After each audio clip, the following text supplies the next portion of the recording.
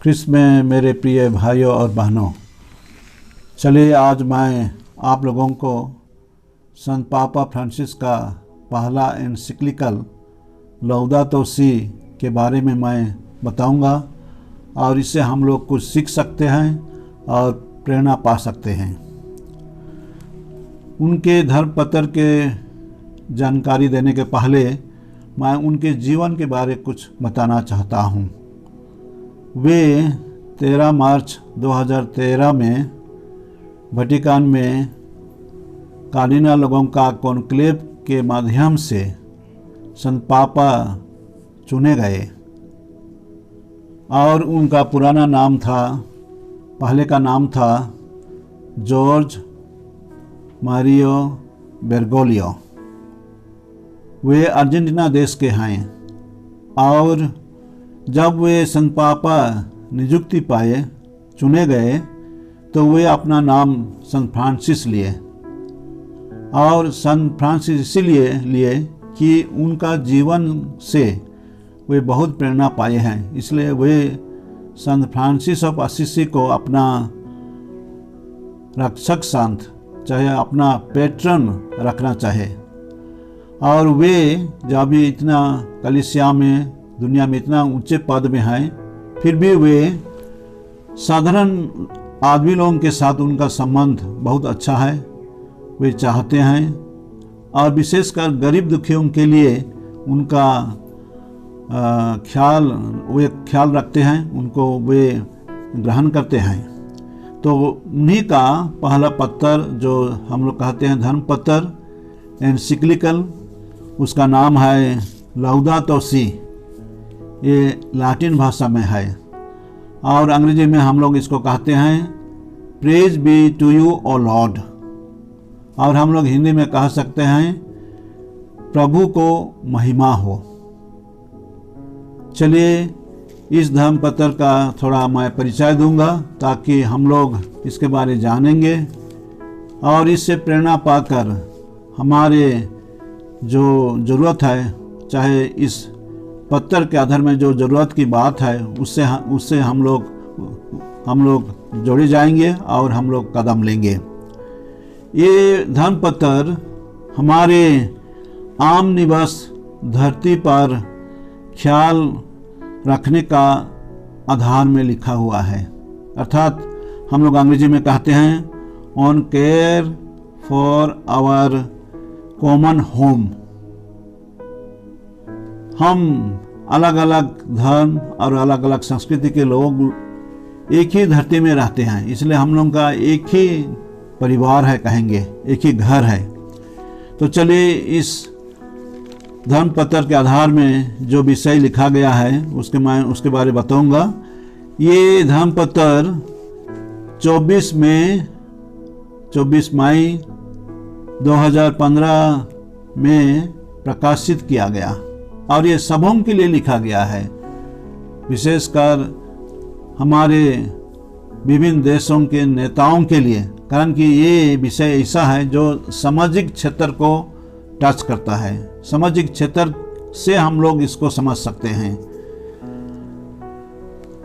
इस पुस्तक में, चाहे इस शिक्षा में 6 अध्याय है और मुख्य विषय है प्रकृति, मानव जाति और पर्यावरण में कैसे संतुलन रखना है, मानव जाति और प्रकृति के बारे में। तो इस 6 अध्याय को मैं 4 स्टेप में, चाहे 4 भाग में विभाजित किया हूँ, उसके अनुसार मैं आप लोगों को बताऊंगा। पहला है हमारे समस्या। हम लोग देखते हैं हमारे धरती में, हमारे बीच में बहुत सारी समस्या हैं। हम लोग जानते हैं, देखे हैं, अनुभव किए हैं। हमारे मिट्टी में, हमारे ज़मीन में, चाहे पानी में, हवा में, सब दूषित अनुभव करते हैं और ये दूषित होने से हम लोगों का मानव के लिए ये खतरा है और सब तरफ हम लोग इसको अनुभव करते हैं। हम लोग के लिए पीने का पानी विशुद्ध नहीं है, हम लोग देखते हैं बच्चे लोग स्कूल जाते हैं तो छोटे छोटे बोतल में पानी लेके जाते हैं। क्यों लेके जाते हैं? इसलिए कि वे शुद्ध पानी पीना चाहते हैं। और पानी कोई भी जगह में हम लोग पाएंगे ये सब दूषित हो गया है, इसलिए ऐसा हम लोग देखते हैं। हम लोग बड़े बड़े शहर में सुनते हैं कि हवा दूषित हो गया है, अर्थात इतना भारी काल कारखाना, इंडस्ट्री और कहेंगे अलग अलग खदान के कारण से हम लोगों का हवा जिसको हम लोग सांस लेते हैं, जिससे हम लोग जीते हैं, वो हमारे लिए खतरा बन जा रहा है। वैसे ही मिट्टी, हम लोग गांव घर में मिट्टी में चाष करते हैं और वही मिट्टी में हम लोग बहुत कुछ कर सकते हैं, खेती कर सकते हैं और हम लोग सब्जी उपज कर सकते हैं। लेकिन आज देखिए वही मिट्टी में कारखाना का धूल, लोहा का धूल, चाहे कोई भी ऐसा कारखाना चाहे ऐसा है, उसका धूल चाहे उसका डस्ट हम लोग हमारे खेतों में गिराया जा रहा है। ये सब हम लोगों का मिट्टी को, और वैसे ही पानी, कारखाना का वेस्ट चाहे जो फेंकने का चीज़ है उसको पानी में दे देते हैं, इसलिए सब दूषित हो जा रहा है।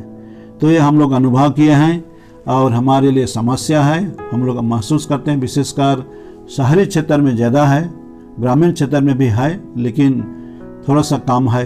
तो ये हमारी समस्या है। अभी हम लोगों का बीच में सोचना है कि हम लोग कैसे इसको हम लोग सुलझाने के लिए, इसका हल करने के लिए हम लोग कदम लेंगे। और संत पिता हम लोग को इसका कारण बताते हैं। उसका कारण ये है कि उद्योगपति लोग, चाहे जो लोग ऐसे काम में जाते हैं, वे अपना स्वार्थ के लिए, अपना बेनिफिट के लिए, अपना लाभ के लिए वे करते जाते हैं, दूसरों को ध्यान नहीं रखते हैं। वो लोग इंडिफरेंट हो जाते हैं, हमको क्या है, तुम कैसे चलो, हमको क्या है, ऐसे भावना लेते उनका है। लेकिन जो इंडस्ट्री में है, कारखाना में है और अलग अलग ऐसे क्षेत्र में है, खदान में है, उनको सोचना चाहिए, उनको इतना ही लेना चाहिए संपत्ति को जो उनके लिए, आप उनका कमाई के लिए सही निकले। लेकिन वो लोग जितना ज़रूरत है उससे भी ज़्यादा निकालते हैं, ज़्यादा करते हैं। इसलिए हम लोग देखते हैं हमारे बीच में ऐसा समस्या हो जाता है। जैसे जंगल से पेड़ काटना, ये तो अच्छा नहीं है। और हम लोग देखते हैं कितना ठेकेदार लोग, चाहे ऐसे उद्योगपति लोग बहुत सारे जंगल काट देते हैं और वे उनका फ़ायदा के लिए जितना ज़रूरत है उसे नहीं काट के ज़्यादा काटते हैं। तो ऐसे हम लोग उद्योगपति, चाहे कभी कभी कोई के अनुष्ठान भी ऐसे कदम लेते हैं जो हमारे लिए एक खतरा का कारण हो जाता है। तो संत पिता हम लोगों को शिक्षा देते हैं। तीसरा पॉइंट में हम लोग कहेंगे इस समस्या का कारण समझकर हम लोग कैसे इससे प्रेरणा पाएंगे, चाहे शिक्षा लेंगे, वो विषय है। इसलिए संत पिता हम लोगों का धर्म ग्रंथ को वे रिफर करते हैं, उसके आधार में वे शिक्षा देते हैं। हम लोग उत्पत्ति ग्रंथ 2 अध्याय 15 में पढ़ते हैं, प्रभु ईश्वर मनुष्य को ये कहा कि तुम चाषबास करो और सुरक्षा रखो। अंग्रेजी में कहा जाता है till and keep it. Till माने चाषबास करना और उसके संबंध में जो कुछ भी कार्य है, कीप माने प्रिजर्व करना, रखना। लेकिन हम लोग देखते हैं और जो लिखा हुआ है, चाहे हम लोगों के लिए है, जो सृष्टि ईश्वर ने हम लोगों को सृष्टि में दिया है जीवन, और हम लोग सृष्टि के भागीदार हैं और सभी चीज़ सबों के लिए है। इसलिए ईश्वर का एक महान देन है सृष्टि और हम लोग का जीवन भी। इसलिए जो पानी है, मिट्टी है, चाहे हवा है, चाहे जो कुछ भी प्रकृति में है, जीव जंतु है, पेड़ पौधे, सब कहेंगे ईश्वर का देन है।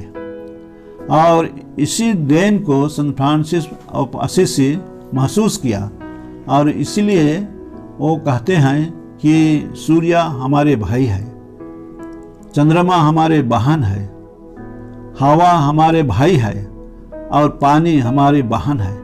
इसी सोच में वो कहते हैं कि हम सबों को ईश्वर की महिमा करना चाहिए। इसलिए उनका जो एक गीत लिखे हैं सृष्टि के आधार में, वो गीत का पहला वाक्य में ही है, हम लोग सृष्टि में ईश्वर को धन्यवाद देंगे, इसलिए महिमा करेंगे उनका। उसी वचन को संत पापा चुने हैं, इस पत्र का शीर्षक बनाए हैं।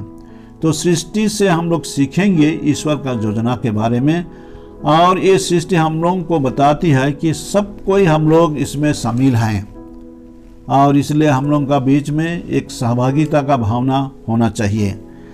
तो ये जानकारी लेने के बाद में हम लोगों को सोचना पड़ेगा, चाहे हम लोगों को योजना निकालना पड़ेगा, क्या योजना हम लोग बनाएंगे ताकि हम इस डेंजर से, चाहे इस खतरा से हम लोग कुछ मुक्त हो सकेंगे। इसके पहले अर्थात संत पिता का धर्मपत्र लिखने के पहले राजनीतिक नेता लोग, देश के नेता लोग, चाहे ऐसे संस्था लोग जो इसमें शामिल हैं, वो लोग अनेक बैठक बैठे हैं, और उनका दृष्टिकोण है राजनीति, अर्थनीतिक और साइंटिफिक, चाहे वैज्ञानिक दृष्टिकोण से। लेकिन संत पापा अभी जो धर्मपत्र लिखे हैं उसमें वे आध्यात्मिक दृष्टिकोण को वे फोकस करते हैं, और आध्यात्मिक दृष्टिकोण है ईश्वर का देन को ख्याल रखते हुए सभी मनुष्यों को भाईचारे के भावना से एक जगह, चाहे एक स्तर पर लेते हुए हम लोग को चिंता करना है, योजना बनाना है कि हम लोग कैसे इस खतरे से हम लोग निपट सकें और हम अच्छे जीवन, अच्छे स्वास्थ्य, अच्छे जीवन का अधिकारी बन सकें। तो चौथा में हम लोग देखें कैसे हम लोग को योजना बनाना है। तो और एक बार मैं दोहरा रहा हूँ, इस धर्मपत्र को समझने के लिए मैं 4 विषय लेके कुछ बताया, और आप लोग पढ़ेंगे भी बाद में। पहला है इस समस्या के बारे में, पर्यावरण का समस्या के बारे में। दूसरा में हम लोग कहेंगे इस समस्या का कारण क्या है। तीसरा में हम लोग कहेंगे इस समस्या से हम लोग कैसे प्रभावित होंगे, चाहे शिक्षा लेकर हम इससे दूर रहेंगे। और चौथा है योजना बनाना। तो योजना के जरिए से हम लोग सामूहिक तौर से इस समस्या से हम लोग निपट सकते हैं, चाहे हम लोग इसे हम लोग हल कर सकते हैं। प्रिय भाइयों और बहनों, हम लोग ये तो छोटा परिचय सुने, और परिचय केवल मुख्य विषय को आभास देता है। हम लोगों को खुद ये छोटा पुस्तक को पढ़ना चाहिए, लौदातो सी। खैर ये अंग्रेजी में है लौदातो सी, लेकिन इसका अनुवाद हिंदी में चाहे कोई भी भाषा में हो तो इसको आप लोग समय देकर पढ़िए। इसको पढ़ने से हम लोग जान सकेंगे संत पिता का उद्देश्य क्या है, उसका लक्ष्य क्या है। हमारे सब लोगों का बीच में एक भाईचारे का भावना ला के हम लोग कैसे उपाय लेंगे, चाहे हम लोग योजना बनाएंगे कि हम इस परिस्थिति से हम लोग निपट सकें। हम लोग ये नहीं सोचेंगे मैं अकेले क्या करूँगा, चाहे हम लोग 2 जन क्या करेंगे, ऐसा नहीं। ये योजना जो है ये हमारे देश चलाने वाले जो नेता हैं वो करेंगे, उनके साथ हम लोग को सहयोग करना है। चाहे जो लोग इसमें शामिल हैं उनका योजना के अनुसार में हम लोग को भी हाथ बटाना है। थोड़ा थोड़ा सबको यदि हम लोग सहयोग करेंगे तो ये समस्या जो है पर्यावरण का समस्या, अपनी धरती में, अपनी धरती माता में हम लोग सही तरीक़े से जीवन जी नहीं सकेंगे, सांस अच्छे सांस लेने नहीं सकेंगे, चाहे मिट्टी दूषित हो जाएगा तो हम लोग का जीने का कुछ महत्व नहीं है। और हमारे भविष्य के पीढ़ी क्या कहेंगे, हम लोग के बारे में क्या सोचेंगे, हम लोग फिक्र नहीं किए, हम लोग चिंता नहीं किए, इसलिए ये सब समस्या हुआ है और उनके लिए भी ये खतरा का चिन्ह रहेगा, खतरा रह जाएगा।